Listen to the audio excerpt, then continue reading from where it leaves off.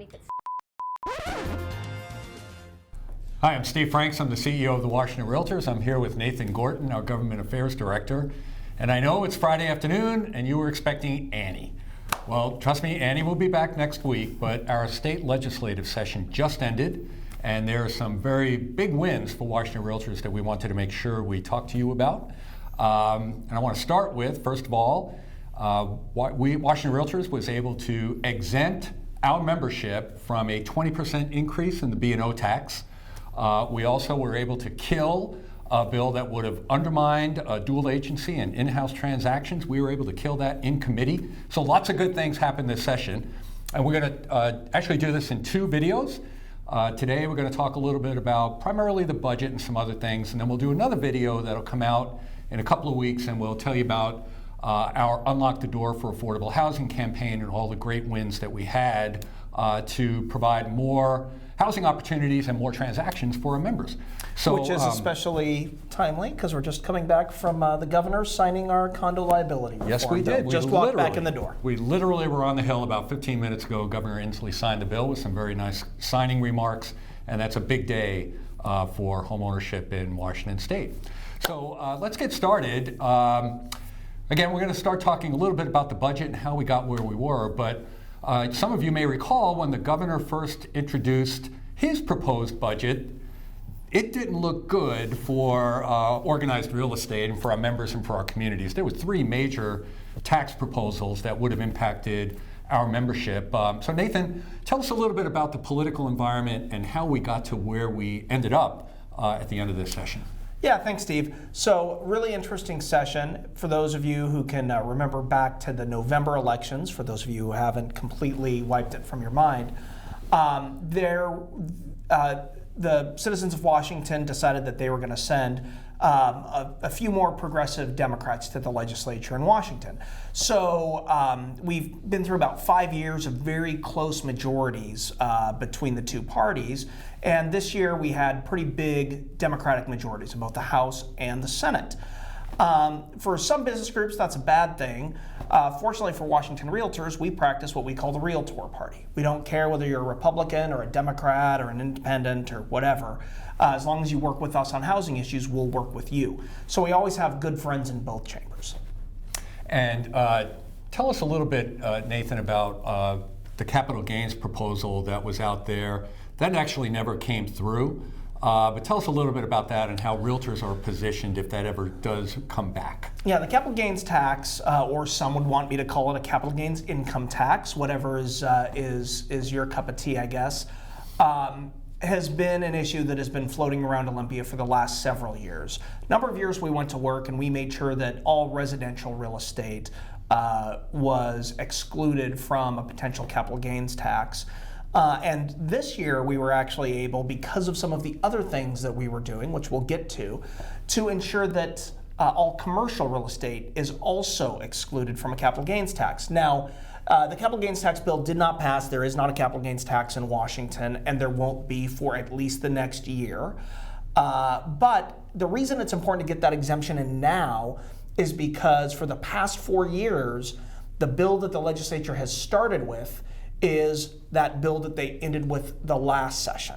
So as they continue to consider this idea, and believe me, they're still talking about it, they're going to come back to this last version with an exemption for both residential and commercial real estate. Right, because every year they exempted more and more real estate, and now pretty much commercial and residential real estate is out. So great job on that. So let's move to the B&O tax. 20% increase on most service industries. Realtors are specifically not included in that. How did that come about, Nathan? Well, it came about a couple of ways. First of all, we really worked with budget leadership from day one on some of their priorities.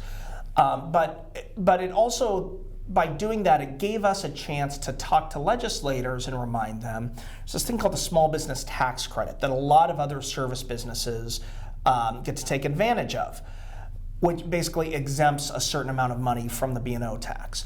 Because of how commissions work in Washington, i.e. they're pooled together, our members don't get to take advantage of that small business tax credit. So we continually reminded the legislature about that, and our pitch to them was, It's going to be very difficult to make that small business tax credit apply to our members, even though it should, for a few technical reasons. So instead of trying to work to make it apply to our members, just if you're going to raise everybody else's B&O, don't raise ours. And that will be in lieu of the tax credit. Turns out that was a great argument. The legislature decided to go ahead and do that in lieu of that tax credit. Yeah, it's a great argument because it has the benefit of being fair. Yep. And it's good tax policy. But one of the things that our lobbying team had to do was, Nathan had mentioned, we are constantly educating and reminding legislators about that unfairness that our members can't take advantage of the small business tax credit. But what was the percentage of legislators that were brand new this year? Oh, about 20%. Right. Yeah, so, 20%. So, Brand new. So a fifth of the legislature had to be completely educated from square one, and many of those newcomers are more likely to want to have a broader tax effect than not. So another great job by our lobbying team. So now let's turn to the real estate excise tax. As Nathan mentioned, as the Democrats took control of both houses of the legislature, there was a pretty strong movement to try to introduce what you might call progressive principles of taxation into the Washington State tax code.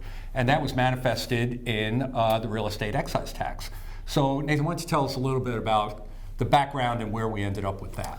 Yeah, so there's been this idea for progressive real estate excise tax or tiered real estate excise tax, or REIT, over the last several sessions. We've been able to defeat it the last several sessions, and it was real evident coming into this year that it was going to be a challenge to defeat that bill again this year.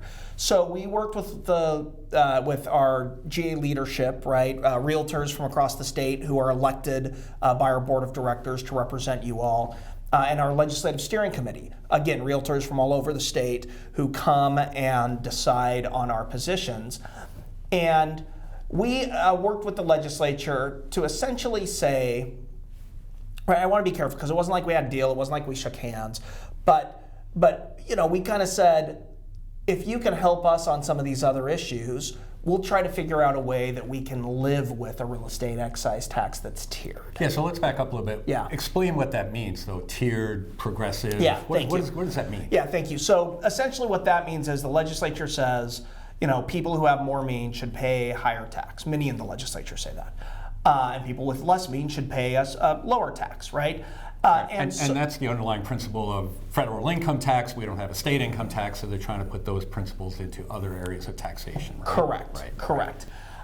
So what the idea is that different thresholds of sales, of transactions, will trigger a different amount of real estate excise tax, right? So we'll talk about the rates. And there were all sorts of ideas in session, starting with the proposal to give all transactions under $250,000 a tax cut. And we had to go back to the legislature and say that really is not very many transactions in Washington, and that's not going to be a win. So here's where they ended up. Keeping in mind right now that the state real estate excise tax is 1.28%. Cities and counties can add either a quarter point or a half a point on top of that, but the legislature doesn't have any say on that. So this is just dealing with the state's portion, 1.28%. All of these rates are marginalized, just like your federal income tax, which means you pay the rate for each tier up to its ceiling, and then if the sales price goes over that ceiling, then you pay the next amount of REIT on the amount above the ceiling, and so on. So we'll illustrate that in a moment. So here's what the legislature decided. Sales of $500,000 and less go down. They get about a 15% reduction in real estate excise tax from 1.28 to 1.1%, right? We think that's about $750 in the pocket of most buyers. That's a really good win, I think, for a lot of clients in a lot of your clients in the state. Transactions of $500,000 to $1.5 million stay at 1.28%. So there's still no increase, and they get the benefit of that lower rate on the first $500,000. So really, all transactions up to 1.5 million are going to see at least a slight tax decrease. And the estimate is that that includes about 90% of all transactions, more or less. Correct, yeah, right around 90% of all transactions. Okay, so what about the other 10%? So the other 10%, and again, keeping in mind that these rates are marginal, so our kind of back of the napkin math is that it right about 1.75 million is about where people are going to see a rate increase, again, due to that marginalization effect, right? So anything over 1.5 million to 3 million will be 2.75%.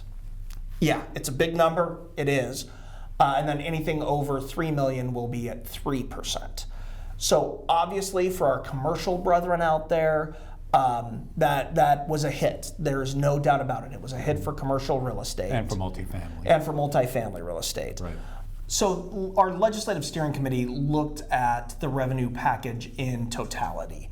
And while the REIT definitely hits commercial transactions, the B&O exemption on both real estate brokerage services and property management services was a big deal. And so ultimately our leg steering committee and our GA leadership decided to take a neutral position on that tax package. And in addition, getting commercial real estate completely exempted out of any capital gains proposal. Right, which even though it didn't pass, we're confident that that exemption is now in there for the future. Right, right. So let's wrap up with a couple of other bills that we want to talk about, or proposed bills, because they didn't pass, because we made sure they didn't pass. And one was a proposal that would have affected the independent contractor status of employees in Washington State. This bill was proposed. We made very clear that for lots of different reasons this should not apply to realtors, and that our position was accepted. But Nathan, what's the status of that proposal? Yeah, so there was an independent contractor bill that would have adopted a new independent contractor test. It was shaky at best whether or not realtors under that test would be considered independent contractors. So we worked with the legislature to make sure that we would get an exemption and that it was clear from that bill that real estate licensees are independent contractors. The bill didn't pass, but it is going to an interim work group to work on, and I think everybody's expectation is that it's going to come back and pass either next year or the year after that. I think that the good part of this is every legislator we talked to agreed that realtors are in fact independent contractors, and so regardless of what the language in the bill says, realtors should maintain their independent contractor status. So we'll keep watching that, but we feel pretty good about it. Yeah, that's a pretty big deal, because Nathan and I both know from talking with our colleagues in different states around the country that this independent contractor battle is being fought on an epic scale in many state legislatures. It's a tough battle, and so we feel pretty good that we've laid the groundwork to protect our members. So the last bill that we want to talk about is the proposal that I mentioned at the beginning of the presentation, proposal that would have undermined dual agency and in-house transactions in the state of Washington, and we were able to make sure that that never even got out of committee. So Nathan, want to talk a little bit about that? Yeah, there was a bill that step back. When a legislator thinks about a dual agent situation, they think of an agent representing both the buyer and the seller, right? We know from experience that that's not the most typical dual agent situation. The most typical dual agent situation is an in-house transaction, right, where the seller and the buyer are represented by agents in the same firm. Well, this bill would have required anybody in a dual agent situation that both parties would also have to have attorneys signing off every step of the way of the transaction. Again, it was meant to apply to commercial, but the definition was broad enough that it would have applied to both commercial and residential. And this is where the realtor party really came in handy. We had a couple of committee chairs who were good friends, and we had to work the issue and talk to them about some of the misinformation that was being spread by the proponents of this bill. But once they kind of saw that, they agreed that this was not the right move for Washington, and they didn't let it out of either the Senate or the House committee, and it died pretty quietly. Right. So when Nathan talked about some of the misinformation that we had to help the legislatures understand, the bill that was proposed talked about fiduciary duties. And we all know that there are no fiduciary duties in Washington. We have statutory duties under RCW 1886. The legislators also kind of had this mindset that, well, if you're a dual agent, it's like a lawyer representing both clients at the same time. And so we had to explain to them that that's not how it works in real estate. So we were able to do that, and because of the relationships we had, the committee chairs and the committee members were willing to listen and willing to accept that the realtors are credible, and these are good, strong arguments. So we were able to take care of that. So with that, that kind of wraps up this presentation. So we'll be back with another video talking about our successes with the Unlock the Door campaign for affordable housing in Washington State. But in the meantime, thank you very much for being a realtor, and we'll see you soon. Thank you.